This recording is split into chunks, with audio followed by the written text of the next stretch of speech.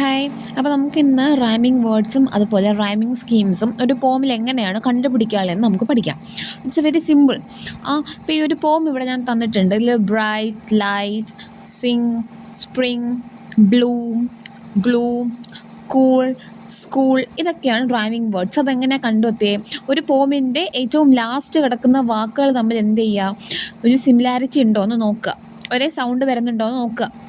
അത് കഴിഞ്ഞിട്ട് നമുക്കടുത്ത rhyming scheme നോക്കുകയാണെങ്കിൽ ഇതുപോലെ തന്നെയാണ് ഈ ലാസ്റ്റ് വേർഡ്സ് എടുത്തിട്ട് എന്ത് ചെയ്യുക നോക്കുക. അപ്പോൾ ബ്രൈറ്റ്, ലൈറ്റ് എ ആണ്, സ്പ്രിങ്ങും സിങ്ങും ഒരേ സൗണ്ടാണ്, അതുകൊണ്ടാണ് അത് ബി വന്നിരിക്കുന്നത്. ഗ്ലൂമും ബ്ലൂമും എന്താണ് ഒരേ സൗണ്ടായിട്ടാണ് അത് സി വരുന്നത്.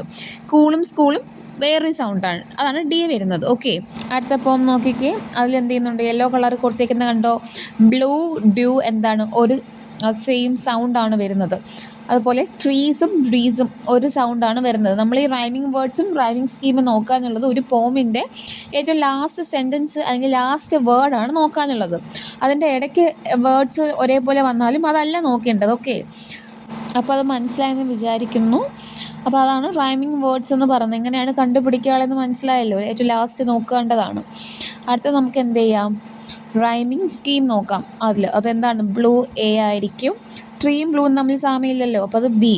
ഡ്യൂ വരുമ്പോൾ എന്താണ്, ബ്ലൂവും ഡ്യൂവും, അപ്പം എ വരും. അത് ബ്രീസും ട്രീസും, അപ്പോൾ എന്ത് ചെയ്യും, ബി തന്നെ താഴെ വരും. അപ്പോൾ ആ ഒരു പോമിൻ്റെ റൈമിംഗ് സ്കീം എന്ന് പറയുമ്പോൾ എ ബി ആയിരിക്കും. അപ്പോൾ രണ്ടാമതൊരു പോം എടുക്കുകയാണെങ്കിൽ നോക്കിക്കേ, നൗ, ഗ്രൗണ്ട്, ഹൈ, അറൗണ്ട്. ഇവിടെ നോക്കുമ്പോൾ നൗ അത് പിന്നെ ഗ്രൗണ്ടുമായിട്ടൊരു മാച്ചുമില്ല. അപ്പോൾ ഗ്രൗണ്ട് വേറെ സൗണ്ടാണ്. ഹൈ, നൗവും ഗ്രൗണ്ടും തമ്മിൽ ബന്ധമില്ല. അടുത്ത അറൗണ്ട് വരുമ്പോഴോ അറൗണ്ടും ഗ്രൗണ്ടും ഒരേ സൗണ്ടാണ് പ്രൊനൗൺസ് ചെയ്യുന്നത്. അപ്പോൾ നൗ എന്ന് പറയുന്നത് എ ആയിരിക്കും, ഗ്രൗണ്ട് ബി, ഹൈ എന്ന് പറയുന്നത് സി, അറൗണ്ട് എന്ന് പറയും ബി ആയിരിക്കും. അപ്പോൾ അതിൻ്റെ റൈമിംഗ് സ്കീം എന്ന് പറയുമ്പോൾ എ ബി സി ബി ആയിരിക്കും. ഓക്കെ, ഡൗട്ടൊന്നുമില്ലല്ലോ. ഇനി നിങ്ങൾക്കുള്ള ഒരു വർക്കാണ് ഇതിൻ്റെ rhyming scheme and rhyming words എന്ത് ചെയ്യുക, കമൻറ്റ് ചെയ്യുക.